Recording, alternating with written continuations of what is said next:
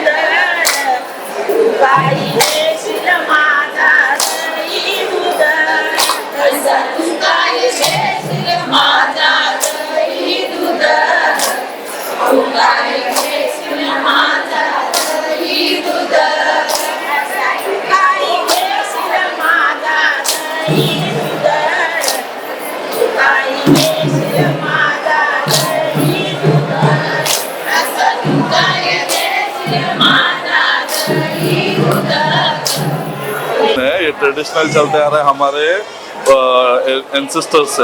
ये हमारा 3rd generation है, हम फॉलो कर रहे हैं। एवरी ईयर ये मंथ पोस्ट मंथ में एकादशी के दिन हम लोग यहाँ पे आके ये ट्रेडिशन सेलिब्रेट करते हैं। जैसे कि हमारे एंसेस्टर्स ने सब लोग को लेकर आते हैं, गांव का पूरा गांव आता है हम लोग, और यहाँ पे दान धर्म करते हैं सब और एंजॉय करते हैं सब। 3 दिन तक हमारे यहाँ पे। This is our third generation. Navi Mumbai, Raigarh district. अभी 200 पीपल्स। एकादशी के दिन हम लोग मंदिर पूरा धोते हैं सिंस मतलब बहुत हमारे पुरखों के जमाने से। और नेक्स्ट डे हम धर्म मतलब माधवगिरी देते हैं ऐसे। हो सर्व एकाच सोप एकत्र हो अवधूत चिंतन अवधूत चिंतन श्री गुरुदेव दत्त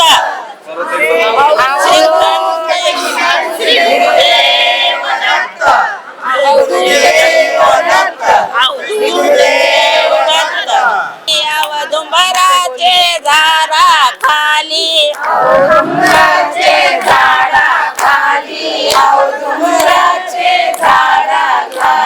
अनुसया सोप करी अनुसया सोक करी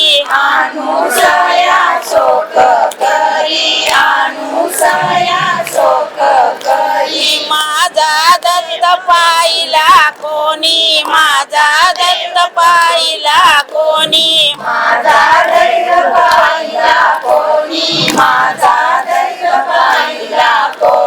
गेला होता भगीरथ नंदीला गेला होता भगीरथ नंदीला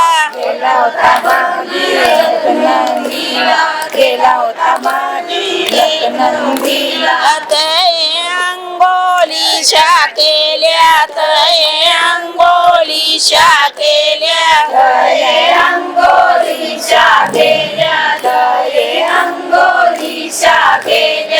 ऐसा दत्त पाहिला कोणी ऐसा दत्त पाहिला कोणी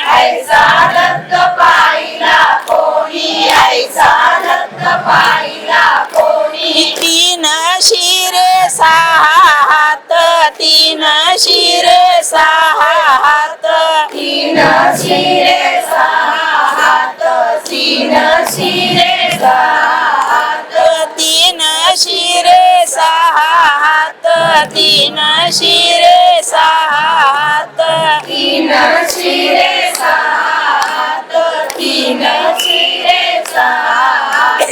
अंग्याय भगवानी शरला अंग्याय भगवानी शरला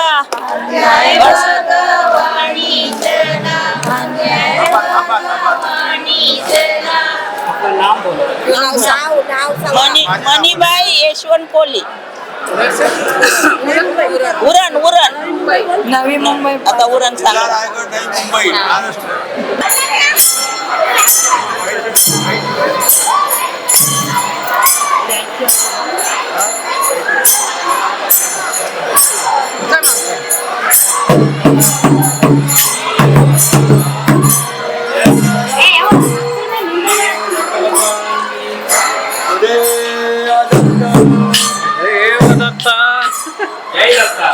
जय दत्ता जय गुरुदत्ता।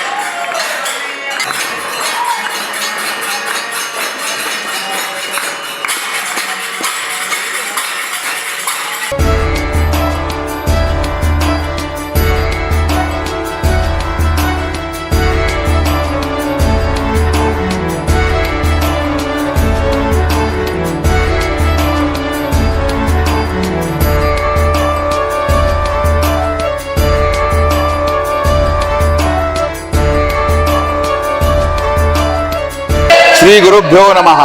काषाय वस्त्रं करदण्डधारिणं कमण्डलुं पद्मकरेण शङ्खं चक्रं गदा भूषितभूषणाढ्यं श्रीपादराजं शरणं प्रपद्ये।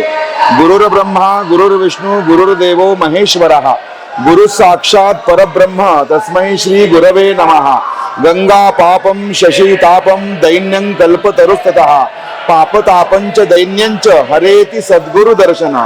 इस गाणगापुर में आने का मतलब ये है कि अनेक पूर्व जन्म का जो पुण्य है वही लोग गाणगापुर में आते हैं और सद्गुरु सन्निध्यान में सेवा करते हैं। सेवा करने से क्या है कि यहाँ भीमा तट नदी जो भीमा अमरजा का संगम है, ये संगम स्नान करने से अपस्मारादि रोग जाता है, ऐसा वर्णन गुरु चरित्र में है। स्नान का मतलब ये नहीं कि अपने आंख के ऊपर कपड़े छोड़ के नदी में छोड़ के जाना, ये पाप रूप में कपड़े नदी में नहीं छोड़ना, नदी तटाक में कपड़े आप छोड़ के जाना, क्योंकि नदी दूषित हो जाती है। क्यों? अनेक भक्त लोग यहाँ आके कपड़े छोड़ने से नदी दूषित हो जाती है, इसलिए नदी में सिर्फ स्नान करो, संकल्प करो, भस्म स्नान करो। इसलिए भीमा अमरजा का यहाँ आने से स्नान का अत्यंत महत्व है। स्नान करने से अपस्मारादि रोग, भूत बाधा, प्रेत बाधा जो किसी को हुआ है स्नान मात्र से दूर होता है। दूसरा औदुंबर वृक्ष है, जो नरहरि नामक ब्राह्मण को वहां औदुंबर शुक्ल काष्ठ उसको श्वेत रोग हो गया था, वो श्वेत रोग दूर होने के लिए सदगुरु के पास आया और स्वामी जी को बोलता है कि मेरा ये रोग दूर करो। स्वामी जी बोलते हैं रोग दूर होने के लिए एक सूखा लकड़ी है, वो लकड़ी ले ले, 7 दिन तक तू ये लकड़ी को पानी डाल, क्योंकि ये पानी डालने से जी पत्ता आने के बाद तेरा रोग दूर हो जाएगा। ऐसा अभी वो लकड़ी तो हमें दिया तो हम वो लकड़ी फेंक देंगे, लेकिन उसकी श्रद्धा गुरु के बारे में अत्यंत महत्व थी। गुरु जी ने, दत्तात्रेय स्वामी जी ने बताया है निश्चित मेरा रोग दूर हो जाएगा। इस भाव भक्ति श्रद्धा पूर्वक 7 दिन तक वो पानी डाला और गुरु को एक दिन गुरु की उसकी दया आ गई, ये अपना जो बताया हुआ कार्य कर रहा है, अपने कमंडलू का पानी उस लकड़ी के ऊपर डालने से उसको पत्ता आ गया। वो औदुंबर वृक्ष नीचे है, वहां गुरु चरित्र पारायण जप अनुष्ठान करने से द्विगुण फल है, 100 पट से फल आपको मिलता है, इसलिए वहां गुरु चरित्र कारण अत्यंत महत्व है। वहां से यहाँ कल्प वृक्ष के पास जो दत्तात्रेय अवतारी पुरुष श्री नरसिंह सरस्वती स्वामी जी अनुष्ठान किया हुआ स्थान है।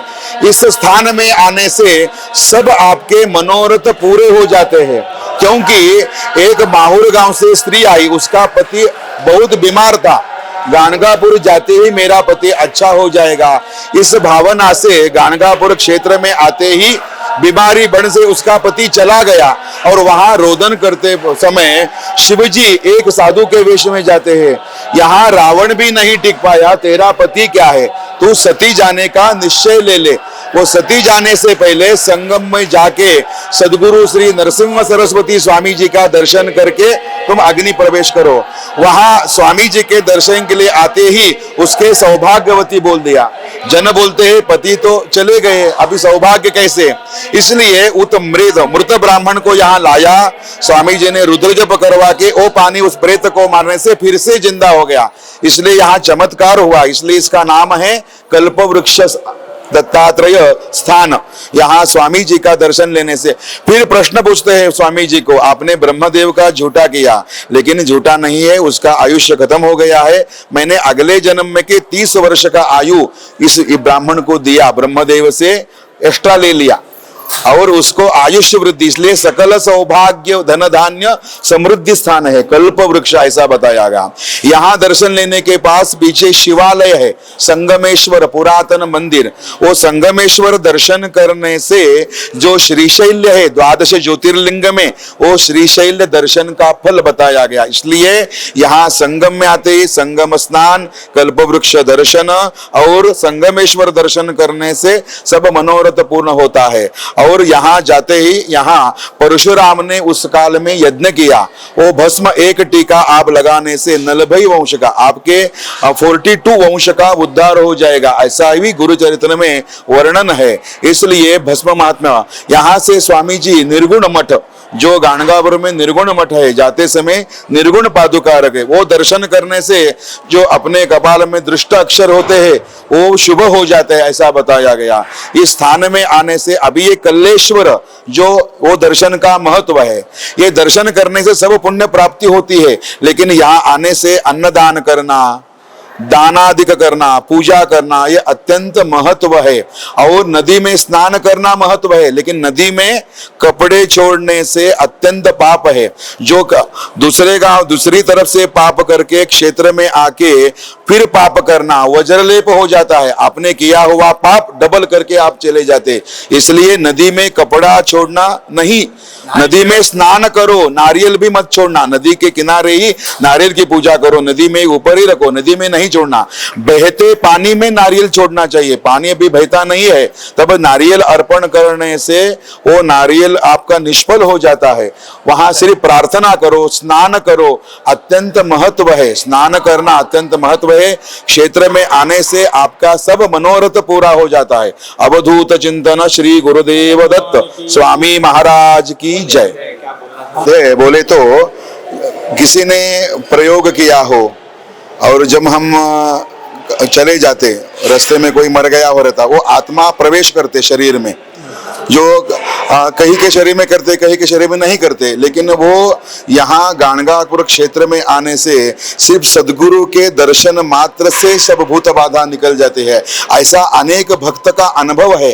अभी भी भक्त आते 3 दिन में, कई लोगों का 3 दिन में भूत बाधा चले जाता है, कहीं का 1 महीने में, कहीं में 1 साल में, कहीं में 2-2 साल में। जितना आपका वो सेवा बढ़ता जाएगा, श्रद्धा पूर्वक जितनी आप सेवा करोगे उतना आपका जो प्रेत बाधा है, जो भी आपका कोई तकलीफ हो, वो यहाँ आने से चला जाएगा। सदगुरु की सेवा करने की मात्र से ही होता है। अवधूत चिंतन श्री गुरुदेव दत्त।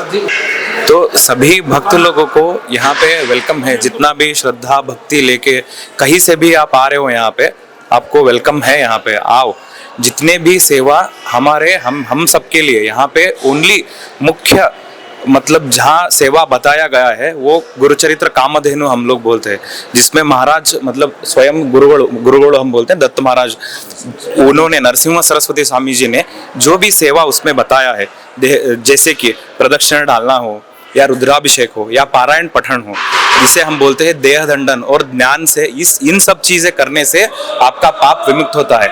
ये सब करना चाहिए। जिस गुरुचरित्र में जो नहीं लिखा है वो यहाँ आके करने से, जैसे अभी हमारे गुरुजी ने बताया, कहीं से पाप करके यहाँ आके आप अपना पाप धुला के लेके जाते हो। अगर यही आके आप पाप करोगे तो आपको कहीं भी इसका सोल्यूशन नहीं मिलेगा। तो यहाँ आके कपड़े छोड़ना या साबुन से यहाँ पे लगा के, या आपका बाथरूम तो नहीं है, यहाँ आओ, पानी में डुबकी करो, चलो। कपड़े छोड़ना, नारियल छोड़ना, नदी को गंदा करना, ये गलत बात है, ये मत करो। जो भी सेवा गुरुचरित्र में लिखा है बस उतना ही करना, गुरु आशीर्वाद लेके चले जाना। శ్రీ గురుదేవ దత్త। మేము చాలా పరిశోధన చేసిన తర్వాత ఇక్కడ రావాలని నిర్ణయించుకున్నాము. నంగూరి శ్రీనివాస్ గారి ప్రవచనాలు విని ఇక్కడ రావడం జరిగింది. ఇక్కడ ఏంటంటే ఒకటి స్వామివారిని దర్శించుకోవాలని కోరిక, ఇంకోటి కష్టాల నుంచి విద్య గురించి, పిల్లల విద్య, వైద్యము ఇలాంటి ఇబ్బందులు తొలగడానికి స్వామివారి కృప చాలా ఉపయోగపడుతుందని ఇక్కడ రావడం జరిగింది. అదేవిధంగా ఇక్కడ వచ్చిన వారు దిగంబర వృక్షం చుట్టూ ప్రదక్షిణ చేసి స్వామివారిని దర్శించుకొని పారాయణం చేయడానికి మేము ఇప్పుడు పారాయణం ప్రారంభిస్తున్నాం. ఇక్కడ లోకల్ లాంగ్వేజ్ తెలుగు ఉన్నాయి, మరియు కన్నడము, మలయాళము, 3 రకాలుగా కన్నడ అండ్ మరాఠీ, తెలుగు, హిందీ భాషల్లో మనకి ఇక్కడ గురు పారాయణం చేసుకోవడం జరుగుతుంది.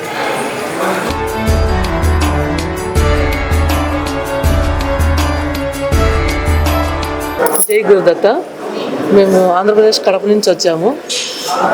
మేము ఈ దత్తాత్రేయ స్వామి సప్తాహం చేసేవాళ్ళం అనమాట.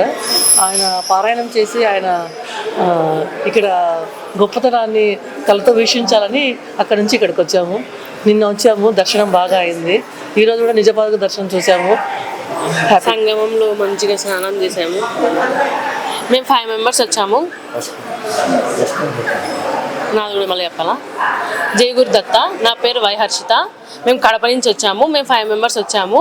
మా ఫ్యామిలీ మెంబర్స్ ఫోన్ చేసి మేము కూడా వస్తామని చెప్పి వాళ్ళు కోరుకుంటున్నారు. ఆయన కోరిక మేరకు ఎంత వస్తుందో తెలీదు.